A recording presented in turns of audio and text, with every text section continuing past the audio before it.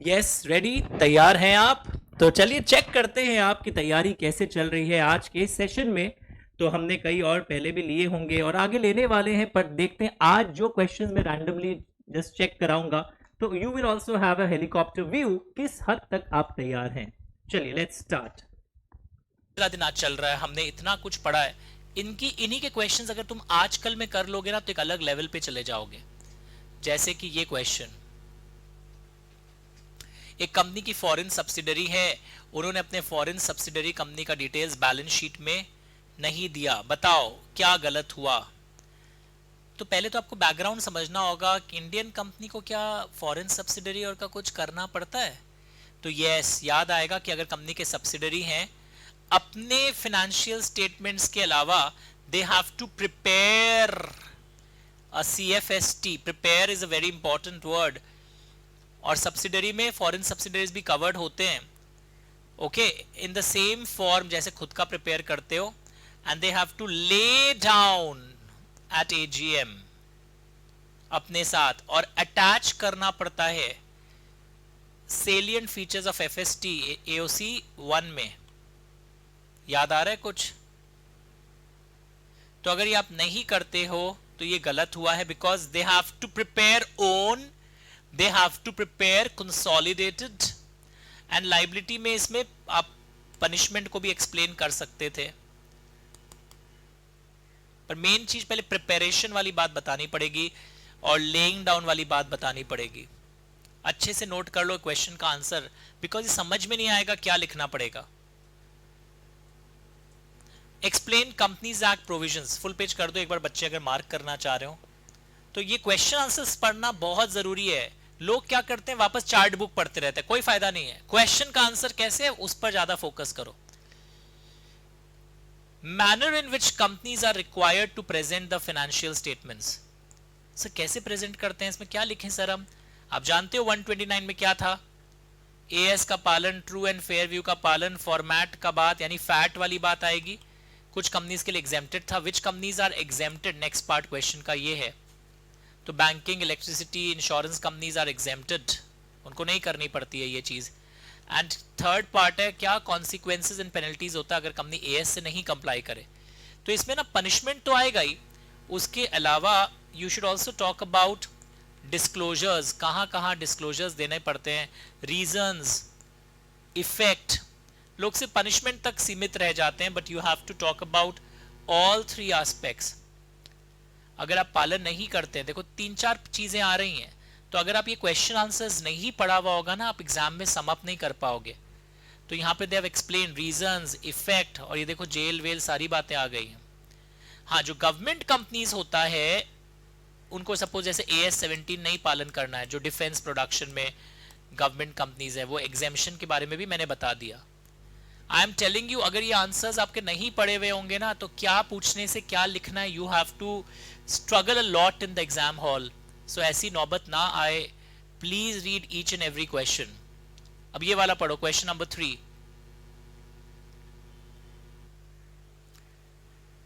Accounts were not ready और AGM भी hold नहीं हुआ था।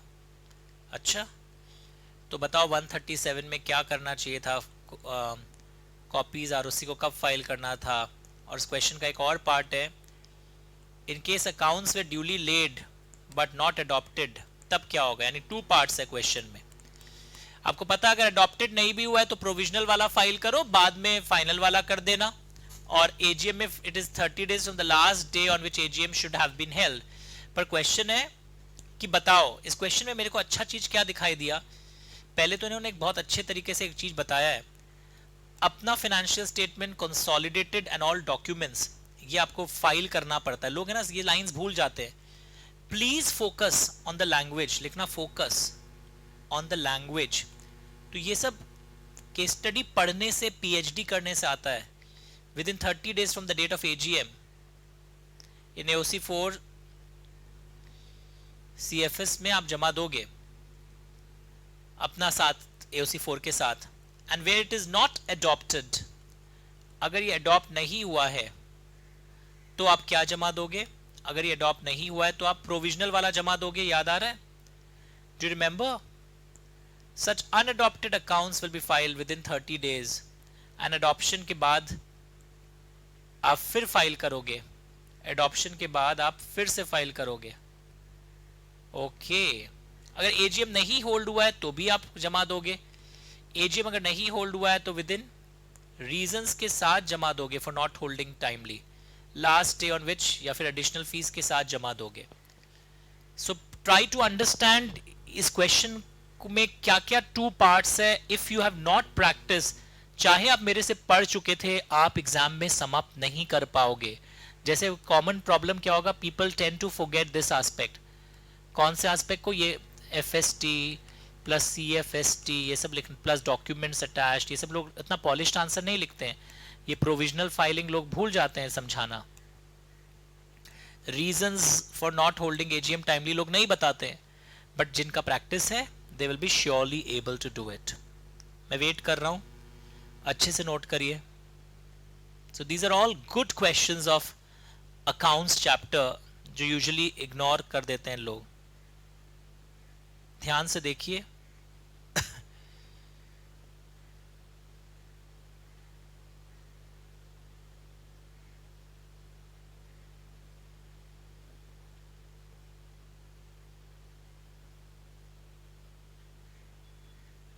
जल्दी, जो पेन ड्राइव से कर रहे हो वीडियो पॉज कर लीजिएगा बाद में. नाउ क्वेश्चन नंबर 4, कंपनी का लिस्टेड कंपनी है एक, और इसमें what is happening, net worth 95 lakhs, turnover so and so crores. Company circulate करना चाहता है इन इलेक्ट्रॉनिक फॉर्म.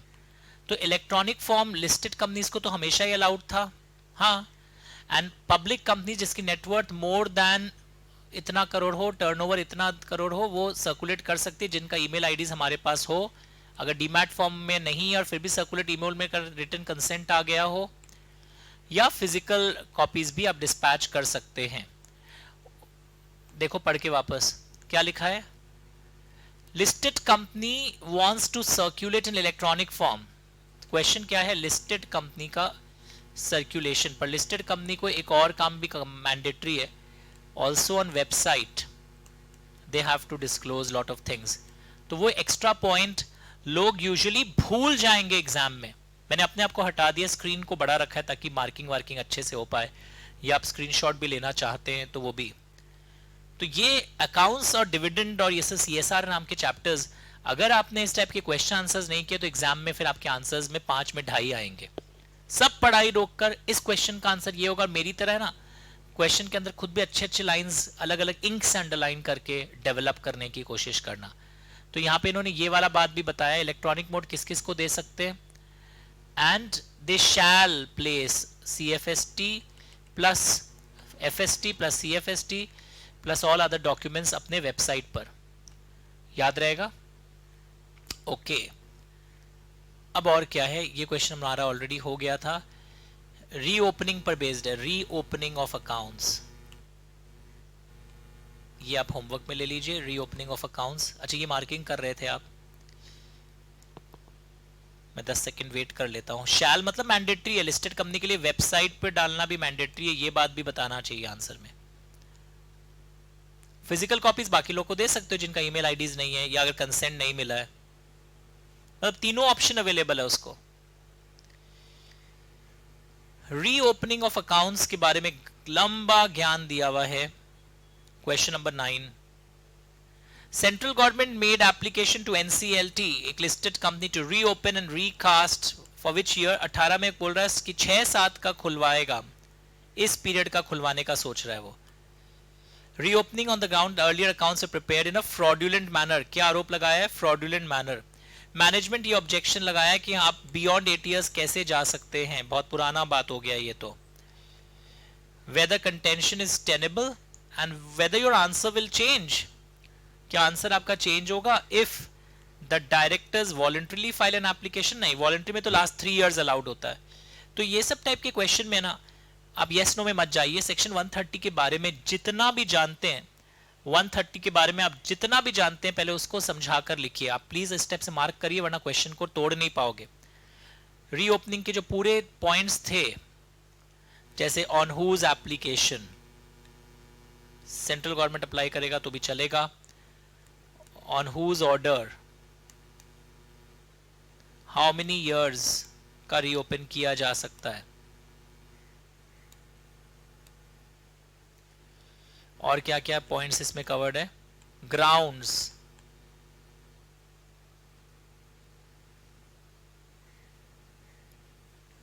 तो ये बात सही है।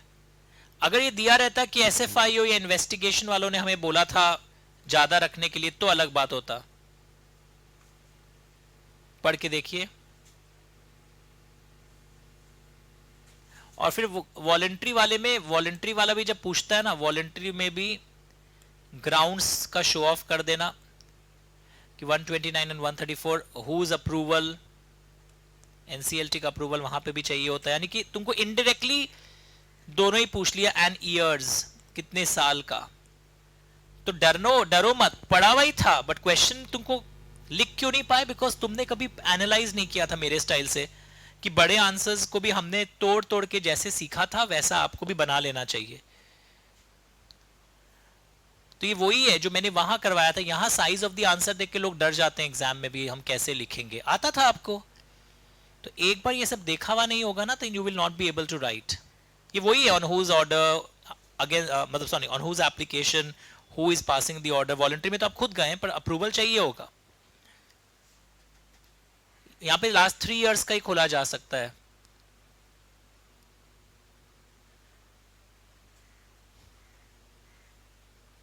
डायरेक्टर्स एंड स्टैट्यूटरी ऑडिटर्स का ड्यूटी एएस को लेकर क्या होता है? कुछ mandatory AS CA institute lay down किया है।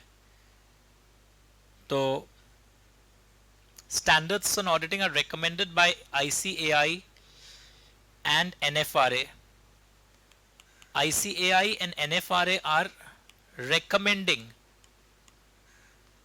but prescribe कौन करता है? ये आंसर्स में देखो यही सब लिखा है बहुत अच्छे स्टाइल से।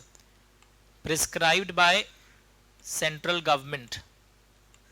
ये सब आंसर्स में पहले शुरुआत करना चाहिए। सेंट्रल गवर्नमेंट प्रिस्क्राइब करता है on the recommendation of ICAI and NFRA। Sir अच्छा हुआ कर ले रहे हैं, वरना हम तो आके स्टडी के आंसर्स ही नहीं लिख पाते। ऐसे सब आता था, but how to frame, how to write, तो मैं केस स्टडी के अंदर जो फाइन पॉइंट्स चाहिए होते हैं, आज इन पॉइंट्स पर पीएचडी करवा रहा हूं। They are prescribed by central government on the recommendation of ICAI. और अगर आप नहीं फॉलो करते हैं तो 129 भी आएगा, यहां 143 आएगा। दो रिस्पॉन्सिबिलिटीज है। फिर 134 में बोर्ड्स रिपोर्ट में भी डिस्क्लोजर्स आते हैं। हटा दूं? स्क्रीनशॉट ले लो अगर आपकी स्पीड कम चल रही है, या घर में वीडियो पॉज कर लेना। अरे वाह, ये 129 आ गया जो हम लोग कल परसों भी पढ़े थे। और फिर पनिशमेंट भी बता दो, नहीं करने से क्या पनिशमेंट होता है, जेल तक की नौबत आ जाती है। ये 134 आ गया। बोर्ड्स रिपोर्ट में ना पढ़ोगे आने वाले क्लास में, एक डायरेक्टर्स रिस्पॉन्सिबिलिटी स्टेटमेंट होता है। ये ऐड करवा दूंगा छुट्टी में अभी अगर टाइम मिलेगा मुझे। ये 143 वाली बात, ऑडिटर्स लोग को रिपोर्ट में लिखना पड़ता है। तो ये चारों एस्पेक्ट आ गए, and these are 5-5-6-6 marks question. तो अगर आपने नहीं देखा है तो आप कैसे लिखोगे इस लेवल का आंसर?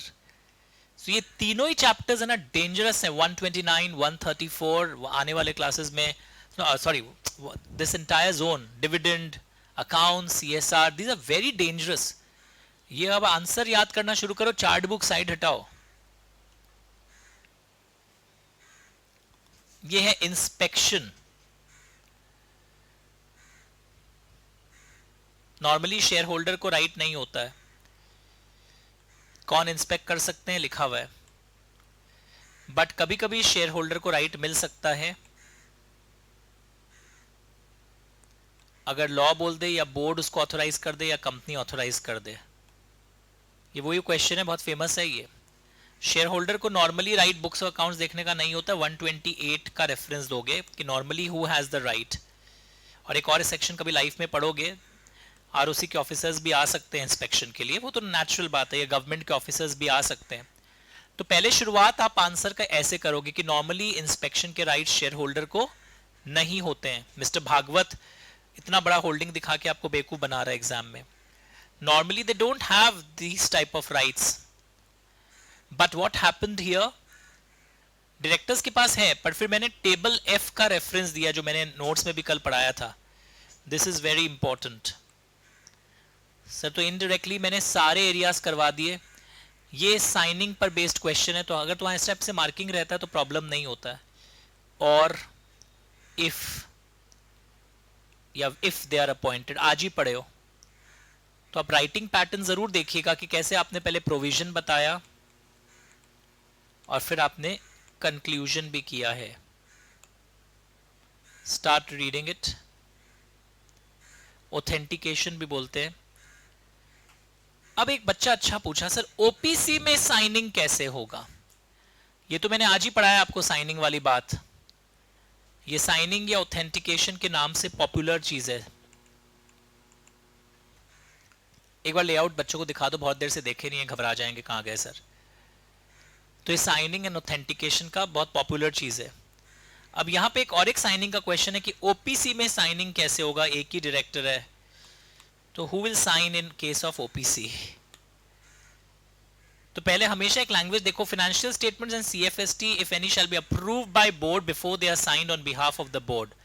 जैसे यहां पे भी लैंग्वेज देखो, FST plus CFST first they will be approved by the board.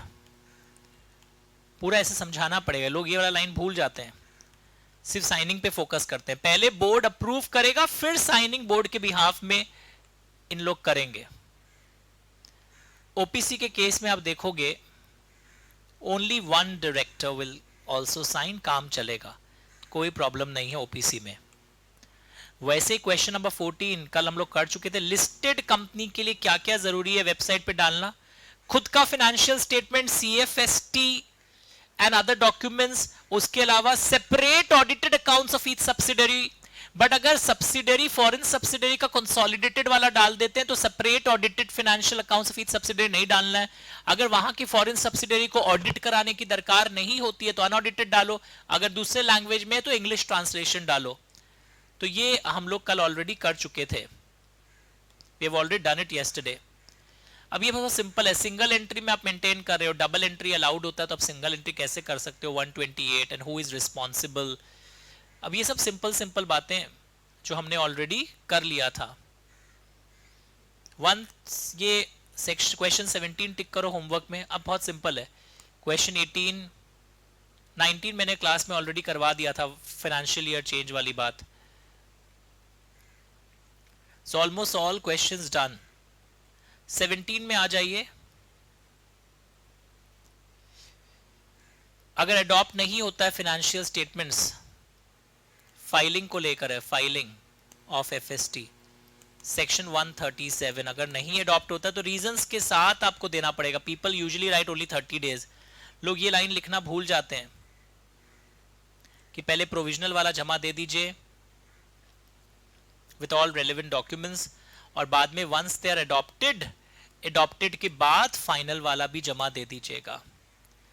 तो with folded hands I am saying question answer पे फोकस करिए. कोई समरी नोट्स भी काम नहीं आने वाला है. वंस यू अंडरस्टैंड, आपको ये क्वेश्चन आने से ऐसे आंसर करना है, क्योंकि आपने देखा होगा एक साल था जो लास्ट ओल्ड सिलेबस का साल था कई साल पहले, नवंबर 2023. ऑल लेंदी पेपर्स. न्यू सिलेबस में भी आप देख रहे हो ऐसा ही आ रहा है.